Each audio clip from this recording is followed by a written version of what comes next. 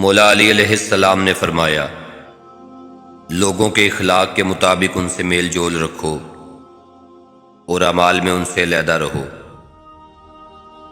اخلاق ایک دکان ہے اور زبان اس کا تالا ہے۔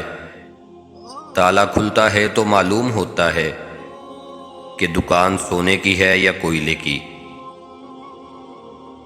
خوبصورتی کی کمی کو اخلاق پورا کر سکتا ہے، اخلاق کی کمی کو خوبصورتی پورا نہیں کر سکتی۔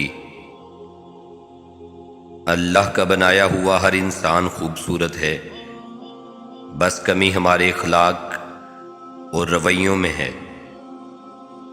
ہمیشہ اخلاق سے بات کرو، کیونکہ انسان پر سب سے زیادہ مصیبتیں اس کی زبان کی وجہ سے آتی ہیں۔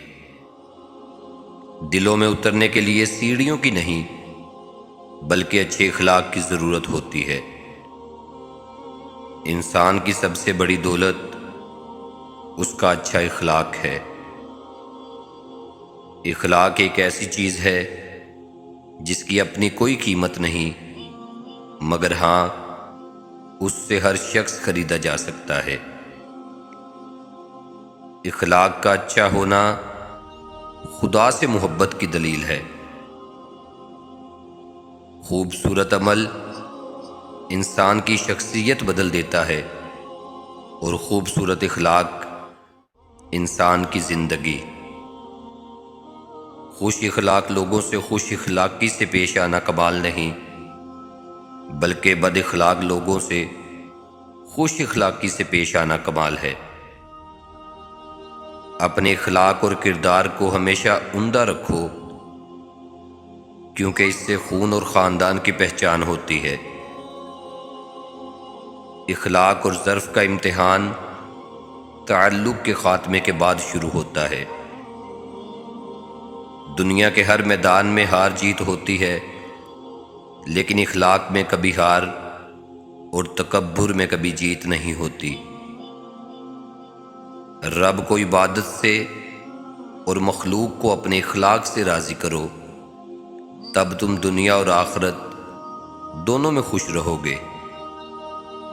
شیخ سعدی رحمۃ اللہ علیہ نے فرمایا، اپنے اخلاق کو اس پھول جیسا بنا لو، اور کچھ نہیں تو پاس بیٹھنے والا خوشبو تو حاصل کرے۔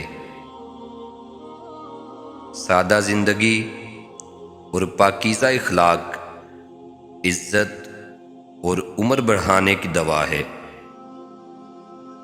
یہ عارضی زندگی در حقیقت آپ کے اخلاق کا امتحان ہے، اور اس امتحان کا سب سے بڑا میدان آپ کا اپنا گھر ہے۔